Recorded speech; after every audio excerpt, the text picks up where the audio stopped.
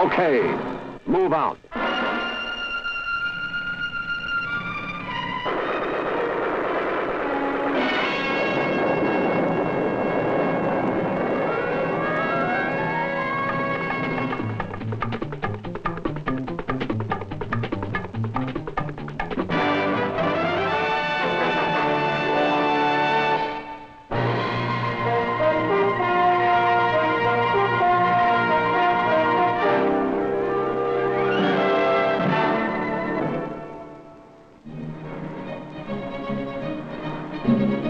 In the spring of 1965, the 1st United States Army combat troops were committed to the conflict raging in South Vietnam. The Viet Cong, fearful of the new M16 automatic weapon, called them the men with the little black rifles. Hanoi Hannah called them juvenile delinquents in green T-shirts. They were American paratroopers of the 173rd Airborne Brigade, and with fierce pride in their outfit, they called themselves the Sky Soldiers.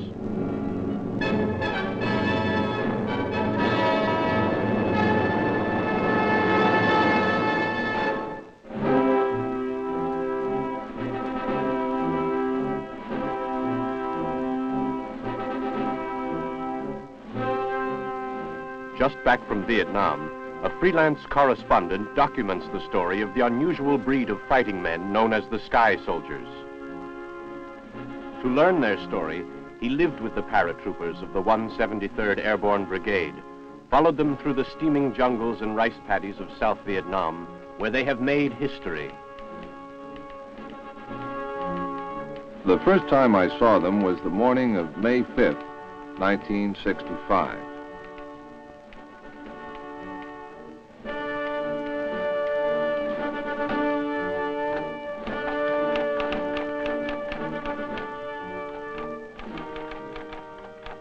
A seemingly endless stream of big-bellied silver C-130s began landing at Bien Hoa Air Base, about 18 miles northeast of Saigon.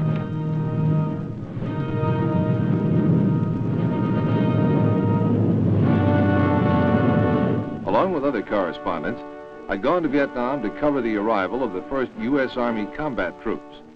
Watching them disembark, you couldn't help seeing that there was a special quality about these men. Young? Sure. But the way they moved and formed up without any confusion, well, there was the feeling you get when you're watching real pros. They knew their business. After seeing them, I decided that I would stay in Vietnam and see these paratroopers in action. Brigadier General Ellis Williamson, commander of the 173rd, had arrived on the lead plane.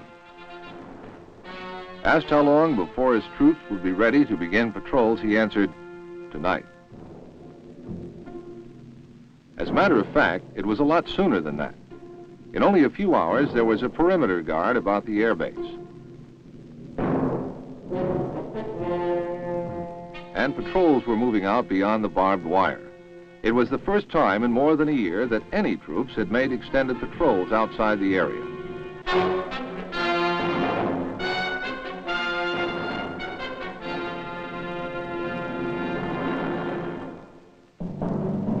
Besides setting up brigade headquarters at Bien Hoa, a task force was landed at Vung Tau. It consisted of an infantry battalion with engineer and medical units, and its job was to secure and defend that airfield. A few days later, the rest of the brigade's personnel and equipment arrived by sea.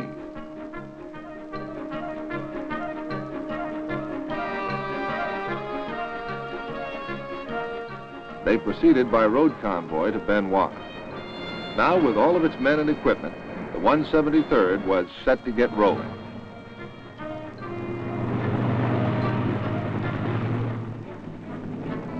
The next 2 weeks were spent in sharpening combat techniques and revising tactics. These included eagle flights, fast strikes on targets of opportunity.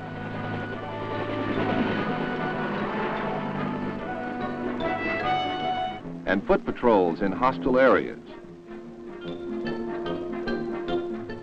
At the same time, the armor troops and the cavalry were making a show of force on the network of roads and conducting reconnaissance.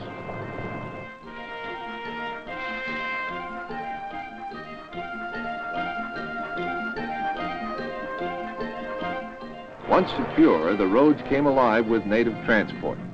For the first time in many months, the people of the province could journey to market and visit friends and family.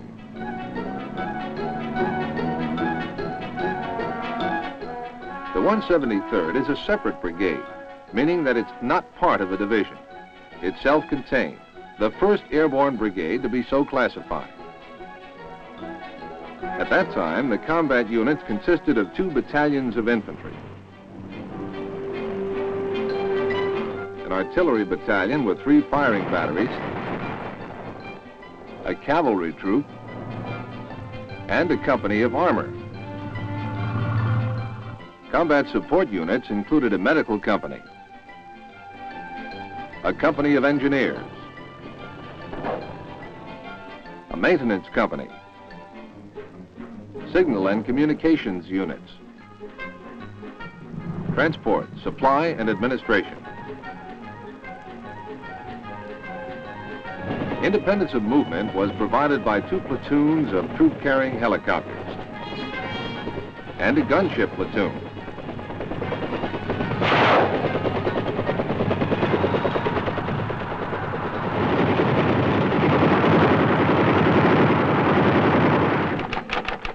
With the Benoit area made secure, large-scale attacks against the enemy were mounted. The largest of these took place at the end of May and employed nearly all of the combat units in the brigade. The infantry, artillery,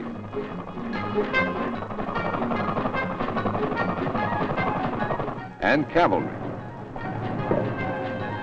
as well as engineers and a platoon of volunteers from administration, supply, and maintenance units.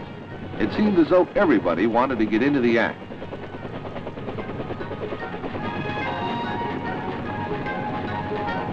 The operation was strictly an infantry-type air mobile assault.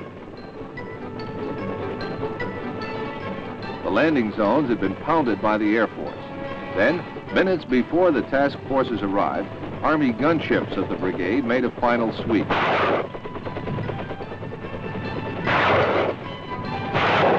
The gunship platoon, nicknamed the Cowboys from their radio call sign, softened up the landing zones, or LZs.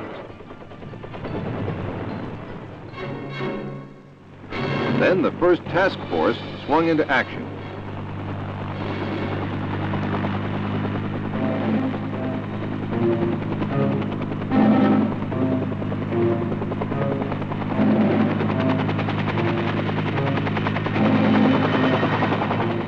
It was made up of cavalry, engineers, support troops, and artillery.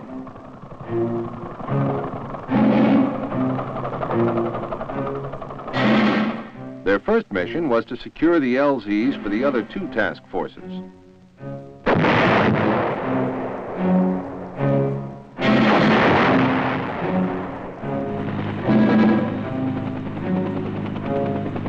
When the other 2 task forces landed, the first elements were already in high gear. The operation got underway quickly and efficiently. You had to be impressed.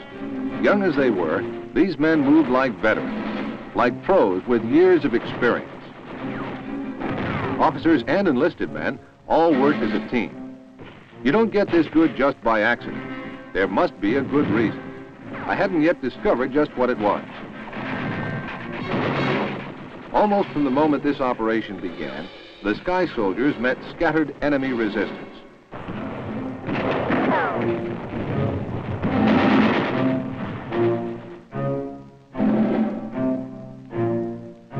Day after day, for 4 days, the brigade moved ahead.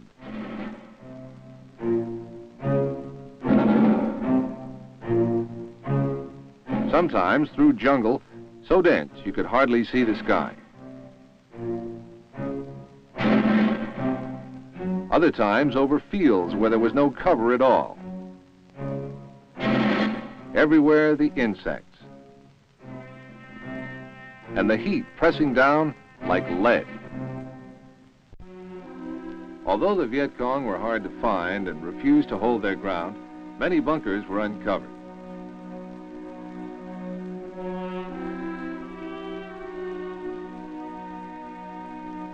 Viet Cong base camps were rendered useless and their supplies captured to distribute to local villagers.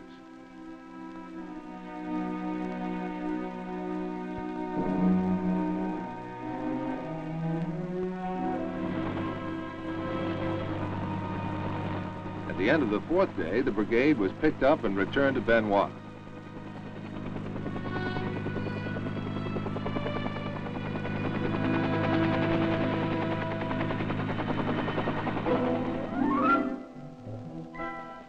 The only way to get to know an outfit is to stay with it in camp as well as in the field. During the next few weeks, talking to the men gave me an opportunity to learn the brigade's background and explain much of the reason for its esprit de corps and its efficiency in combat.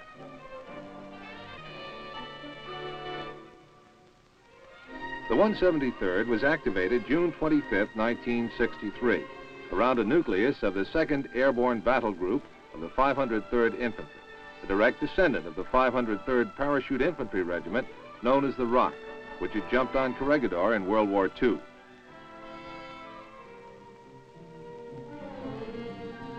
Around these men, they formed a balanced airborne combat force. It was the first and only separate airborne brigade in the United States Army. For 2 years, these men, under the command and guidance of General Williamson and his staff, had been working and training together until they'd been forged into a unique, self-supporting strike force, capable of handling any emergency, any time, any place.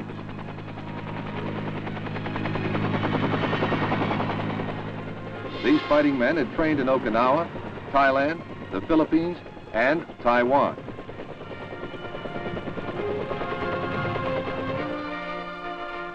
Their jungle skills had been honed razor sharp, and every last one was a qualified jumper. Airborne all the way.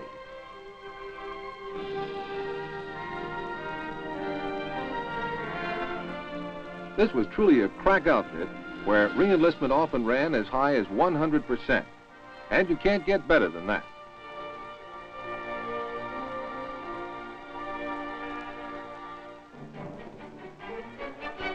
Although the brigade mounted many attacks in an area northeast of Saigon called War Zone D, which was supposed to be an impregnable Viet Cong fortress, contact with the enemy was always light and scattered.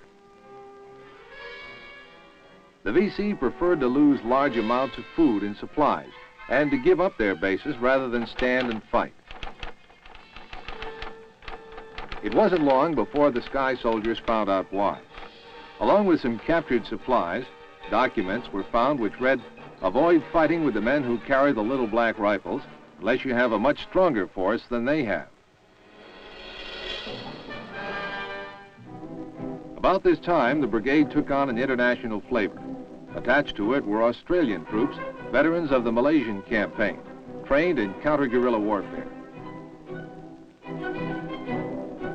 These battle-seasoned soldiers were a welcome addition, fitting right in with the rest of the units. These Aussies were soon to be joined by troops from neighboring New Zealand.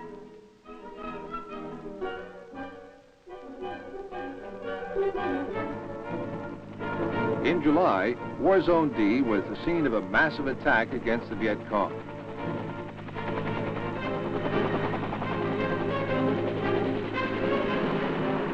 Vietnamese soldiers fought side by side with the troopers of the 173rd. It was a large-scale operation, with the full resources of the brigade employed against the Viet Cong. When the 173rd moves out on an operation like this, 60% of its support troops accompany the combat unit.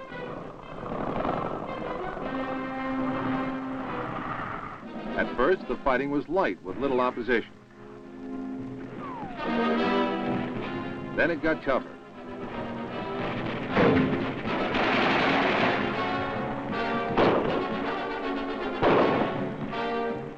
The Sky Soldiers are tough, aggressive fighters, and the deeper into the jungle they went, the fiercer the fighting got.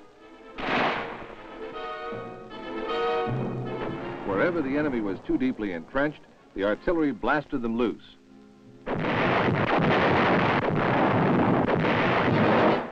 General Williamson's policy was spend bullets, not bodies. The operation lasted 4 days and was a tremendous success. There were more than 400 Viet Cong casualties and 50 prisoners captured. Over 100 tons of weapons and supplies had been taken. And thousands of documents captured, which proved to be a gold mine for intelligence.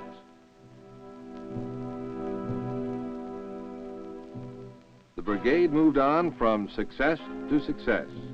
Phuoc Tuy, where a Viet Cong supply route was destroyed. Pleiku and Kon Tum in the Central Highlands to lift a siege and clear the roads for an ARVN relief column. And the so-called Iron Triangle. The Iron Triangle was an area where no friendly forces had set foot for more than a year. Air Force strikes, artillery fire, and Army gunships prepared the way.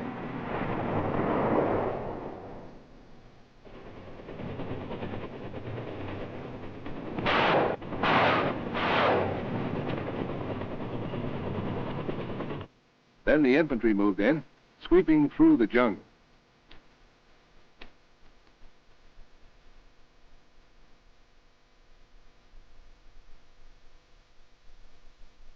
Despite the fact that the enemy was strongly dug in many areas, the Sky Soldiers rooted them out.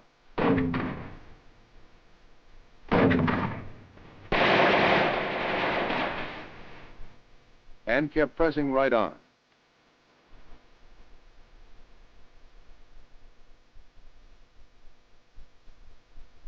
But in combat, even the victors must suffer casualties. Fortunately, the Sky Soldiers' casualties were light. The medics exposed themselves time and again to care for the wounded.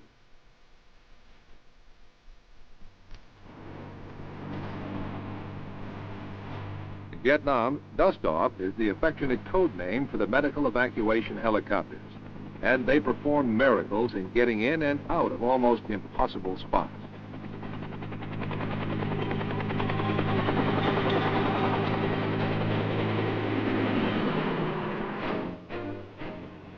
It took 6 days to work through the Iron Triangle, but when it was over, the Viet Cong had lost over 100 men, 6 camps, and thousands of pounds of supplies and food.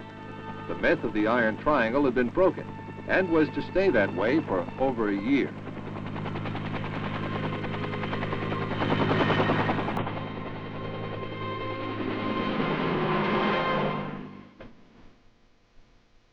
As important as defeating the Viet Cong is the need to win the loyalty of the Vietnamese people.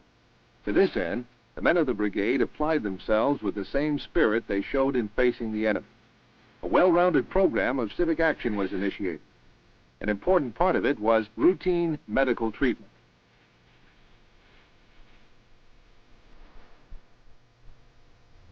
To help the Vietnamese help themselves, heavy equipment was provided to build and restore roads.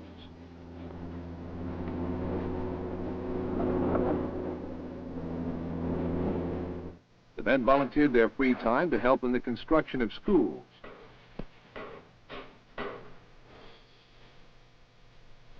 And in educating the Vietnamese.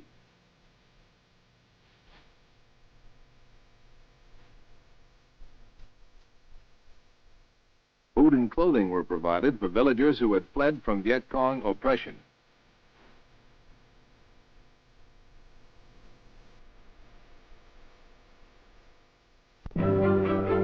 For the first time in more than a year, many of the villagers were able to go freely to church, one that the 173rd had helped them to build.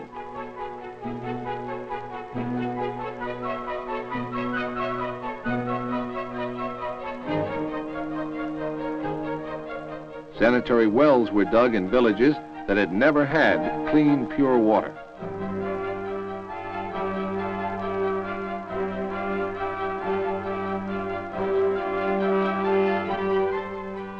On their own time, and in some cases out of their own pockets, the Sky Soldiers undertook the sponsorship of orphanages and helped refurbish schools and playgrounds for the children.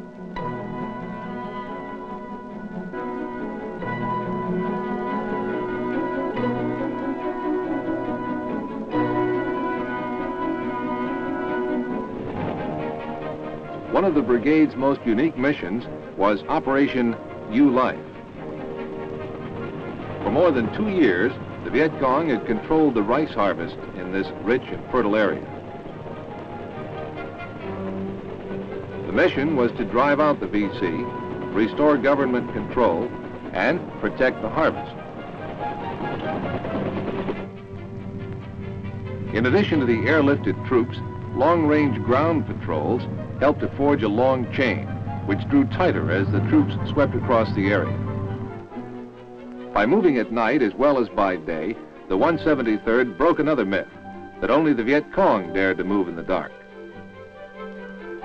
By such actions, the Sky Soldiers began to win the confidence of the local population and to loosen the grip of terror that the VC held over the Vietnamese peasants.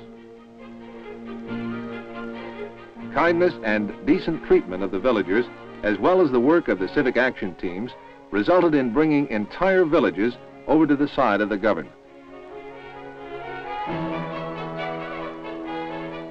More than 300 of the VC were captured in this operation, and the local Viet Cong battalion defeated.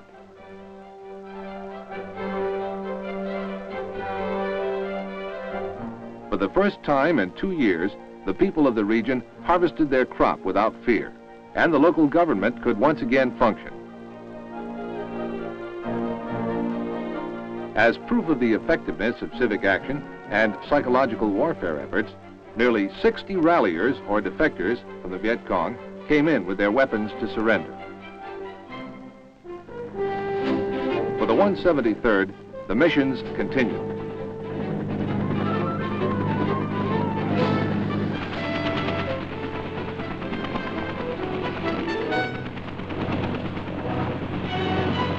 There was Operation Marauder, directed against a VC battalion.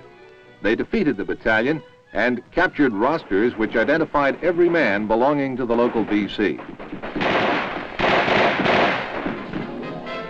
In Operation Crimp, they uncovered a VC base camp in Hobo Woods, which included a tunnel complex that was 3 miles long and 6 levels deep.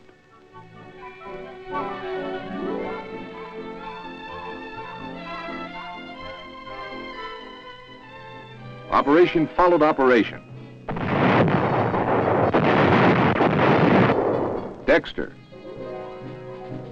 Yorktown, Aurora 1, Aurora 2, Hardyhood, and Toledo, with little or no break between operations. Operation Sioux City took them back to Zone D once again. Once more, the Viet Cong avoided full contact.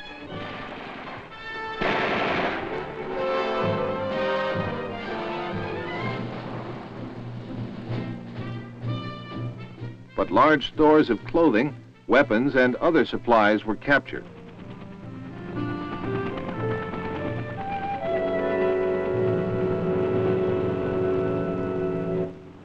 The last operation I saw the 173rd carry out was Junction City. This was to be the largest multi-division operation to date. The target was War Zone C, near the Cambodian border, northwest of Saigon.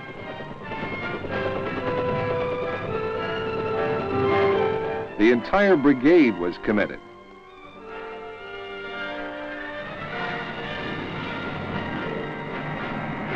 But this time there was a difference.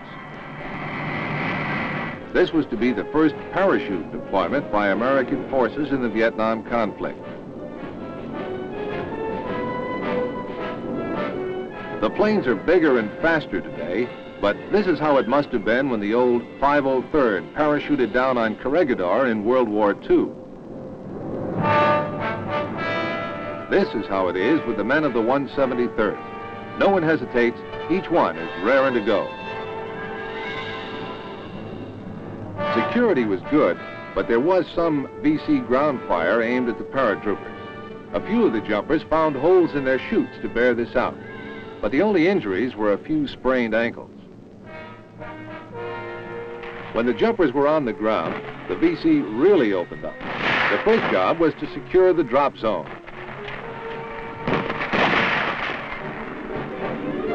When it was secure, the C-130s began dropping the heavy stuff, equipment, and supplies.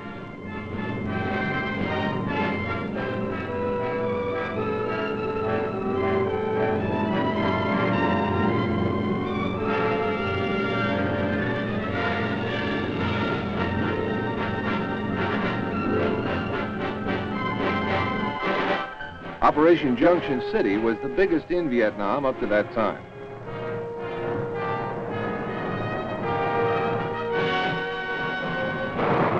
The men of the 173rd did their job all the way.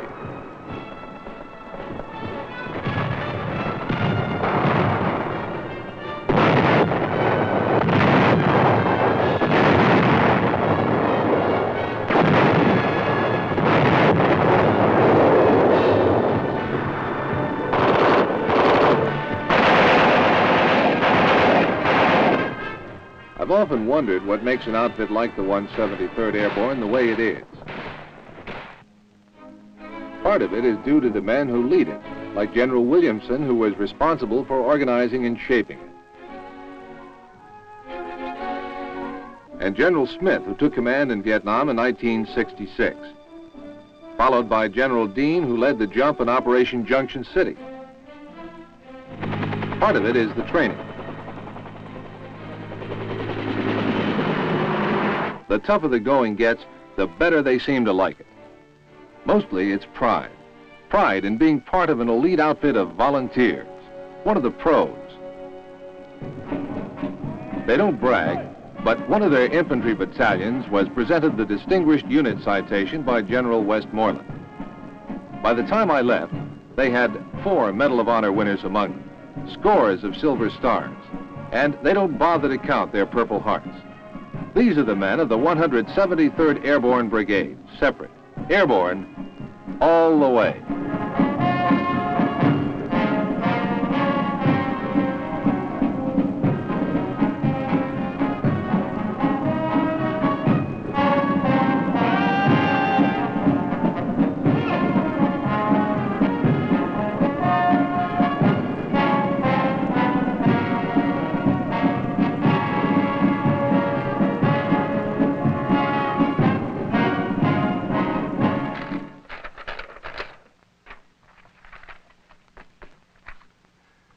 By now, most of the men of the 173rd that I knew have rotated to new assignments.